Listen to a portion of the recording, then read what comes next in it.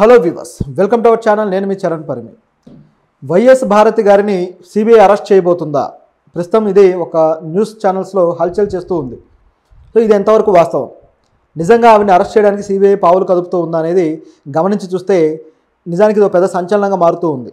ఎందుకంటే ఈ కేసు ఏదైతే వైఎస్ వివేక హత్య కేసులో అనేక మంది నిందితులు ఉన్నారు. సో ఆ నిందితుల్లో కొంతమంది కనపడకుండా పోవడము, కొంతమంది వచ్చేసి ఇంకా అరెస్టులు కాకపోవడము, ఆ వ్యక్తులను ఎవరు కాపాడుతున్నారు, రాజకీయంగా ఎవరి అండదండలు ఉన్నాయని చూసినప్పుడు ముఖ్యంగా జగన్ అలాగే ఆయన సతీమణి అండదండలు ఉన్నట్టుగా కనిపించడము, ఇవన్నీ కూడా అనేక కోణాలుగా వచ్చాయి. అయితే ఇందులో వైఎస్ భారతి గారిని గతంలోనే సిబిఐ అరెస్ట్ చేయాల్సి ఉంది, కానీ అరెస్ట్ అనేది జరగకుండా ఎవరో ఆపారు అనే వాదనలు కూడా వచ్చాయి. అంటే పైనుంచి ఆ అరెస్టును ఆపడానికి కొన్ని శక్తులు పనిచేశాయనే వాదన కూడా వచ్చి మొత్తానికి ఆవిడ అరెస్ట్ అనేది జరగలేదు. ఇటువంటి సందర్భంలో సడన్గా మళ్ళీ ఆవిడ అరెస్ట్ అనేది తెర మీదకి వచ్చింది. ఎందుకు ఈ విధంగా వచ్చింది, దీని వెనక ఏముంది అని గమనించి చూస్తే కొన్ని ఆసక్తికరమైన విషయాలు కనిపిస్తాయి.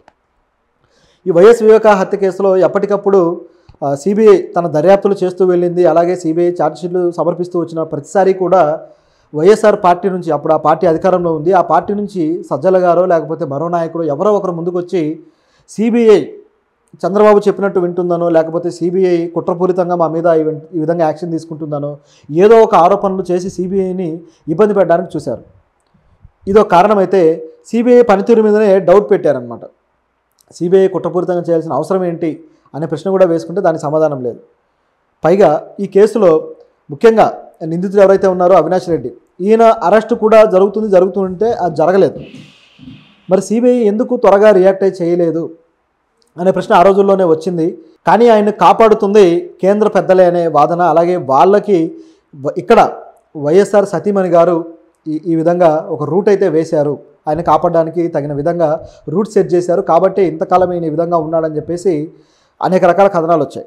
ఇది కొంతవరకు వాస్తవం కూడా. ఎందుకంటే అవినాష్ రెడ్డి జగన్కి ఎంత సన్నిహితుడు అంటే జగన్ తన సొంత కుటుంబ సభ్యులతో కూడా ఆ విధంగా మింగిలై ఉండడు, అంతటి సన్నిహితుడు. నిజానికి గతంలో ఆ కుటుంబంలో చీలికలు వచ్చినప్పుడు కూడా ఏదైతే ఆ షర్మిల గారితో అలాగే కుటుంబంలో వాళ్ళ మదర్ తోటి దూరంగా ఉన్నప్పుడు కూడా ఆయనకు దగ్గరగా ఉన్న వ్యక్తి ఎవరయ్యా అంటే అవినాష్ రెడ్డి. సో అటువంటి వ్యక్తి జగన్కి అండదండగా ఉండి ఆయన ఎలక్షన్లో అలాగే ఆయన ప్రభుత్వంలో ఆయనతో పాటు ముందుకు నడిచి దాదాపు జగన్కి ఒక ఆత్మ లాంటి వాడు అయ్యాడు. మొన్న ఎలక్షన్స్ టైంలో కూడా ఆయన మీద అన్ని కేసులు ఉన్నా సరే ఈయన సౌమ్యుడు, ఈయన మీద కావాలనే కుట్రలు చేశారు, ఈయన మీద ఈ విధంగా కేసులు పెట్టారు, ఈయన గెలిపించుకోండి అని చెప్పేసి జగన్ చెప్పారు. నిజానికి జగన్ సౌమ్యుడు అని చెప్పిన అనేక మంది కేసుల్లోనే ఉన్నారు. పిన్నెల్లిని కూడా ఇదే విధంగా పొగిడారు, చివరికి ఆయన జైలు పాలయ్యాడు. అట్లాగే ఈ జోగి రమేష్ని కూడా అదేవిధంగా అన్నారు. అదేవిధంగా మరోవైపు నందిగం సురేష్ని కూడా అదేవిధంగా అన్నారు, సౌమ్యుడు, ఎన్నో కష్టాలు కోర్చారు అని చెప్పి. చివరికి వాళ్ళు చేసిన యాక్టివిటీస్, వాళ్ళు జైలు పాలవడాలు చూస్తే వాళ్ళ సౌమ్యత ఏంటిదో అర్థమవుతుందన్నమాట. సో ఆ స్థాయికి ఆయన వాళ్ళని పొగుడుతాడు. కడప జిల్లాలో పార్టీని, ఇప్పుడు పార్టీ ఓడిపోయినా సరే పార్టీకి కొద్దిగా శక్తియుక్తులు కూడగట్టి నిలబెట్టిన వ్యక్తి ఎవరయ్యా అంటే జగన్ దృష్టిలో అవినాష్. ఆయనకు ఎంపీ టికెట్ కూడా ఇవ్వడంలో ఈవిడ పాత్ర ఉంది, భారతి గారి పాత్ర అనేది ఇక్కడ ఉన్న విషయం. సో భారతి గారు చెప్పి అక్కడ జిల్లాలో ఆయన బలాన్ని కాపాడడం కోసమే ప్రయత్నించి ఆ ఎంపీ టికెట్ ఇప్పించి మరీ గెలిపించారు అనేది ఇక్కడ ఉన్న విషయం. మరి గతంలో లీడర్గా లేరంటే గతంలో ఉన్నాడు, కానీ గతంలో పరిస్థితులు బాగానే ఉన్నాయి. ఎప్పుడైతే ఈ హత్య కేసు మీదకు వచ్చిందో దాంతో ఒక్కసారిగా ఆయన ఇమేజ్ గ్రాఫ్ పూర్తి స్థాయిలో పడిపోయింది. సో అటువంటి తరుణంలో ఆయన గెలిపించుకోవడం అంటే ఆషామాషి వ్యవహారం కాదు.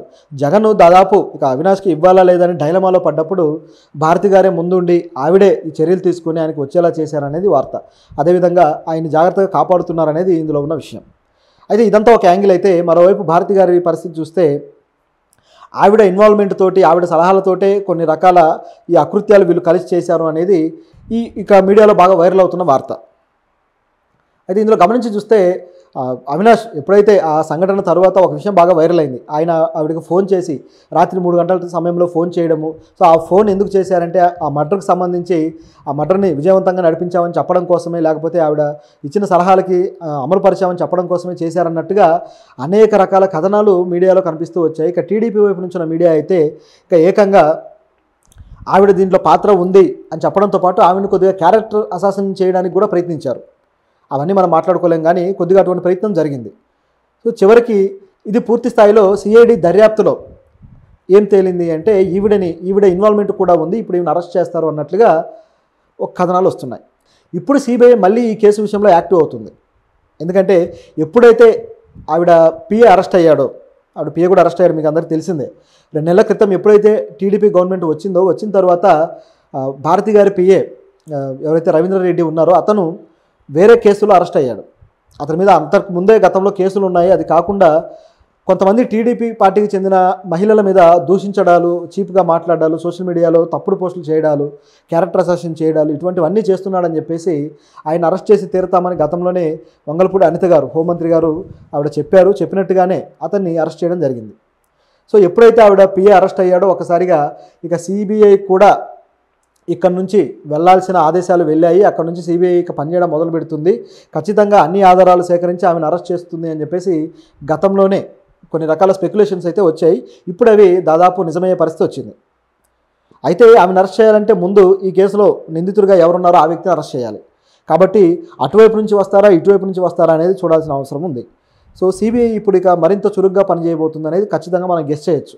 ఎందుకంటే చంద్రబాబు గారి ప్రభుత్వం వచ్చిన తర్వాత ఏ కేసులు అయితే నత్తనడక నడుస్తూ ఉన్నాయో వైఎస్ఆర్సీపీకి సంబంధించినవి, అవి ఇప్పుడు ఊపందుకున్నాయి అనేది ఆల్రెడీ అందరూ క్లియర్గా చూశారు.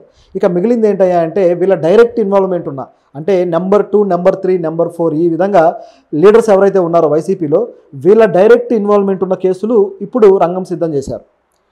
ఆల్రెడీ సకల శాఖ మంత్రిగా పేరు పడ్డ నాయకుడి మీద కూడా ఈ కేసు ఏదైతే ఉందో జత్వానీ కేసు చుట్టుకోవడము, చివరికి ఆ నాయకుడు నాకేమీ సంబంధం లేదు, నేను కావాలంటే పరువు నష్టం దావా కేసు వేస్తాను అని చెప్పి ఆయన గట్టిగా మాట్లాడడంతో నైస్గా ఆయన పేరుని ఈ కేసులోంచి పక్క తీశారు.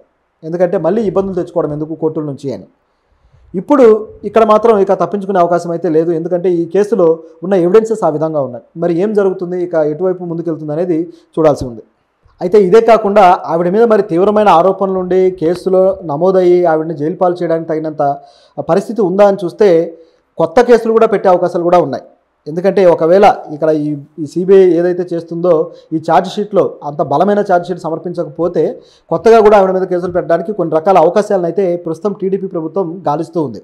ఇందులో గమనించాల్సింది ఏంటంటే సాక్షి పత్రికకి ప్రభుత్వం నుంచి వెళ్ళిన నిధులు, సాక్షి పత్రికకి ప్రభుత్వం నుంచి అనేక నిధులు అటువైపు మళ్లించారని చెప్పేసి ఆల్రెడీ ఆ కేసుని వెలికి తీసి ప్రభుత్వం స్టార్ట్ చేసేసింది. ఆల్రెడీ దాని మీద దర్యాప్తు కూడా జరుగుతూ ఉంది. సో ఈ నిధులు ఈ విధంగా దుర్వినియోగం చేశారు. కొన్ని పత్రికేమో అసలే నిధులు ఇవ్వలేదు, అంటే యాడ్స్ రూపంలో.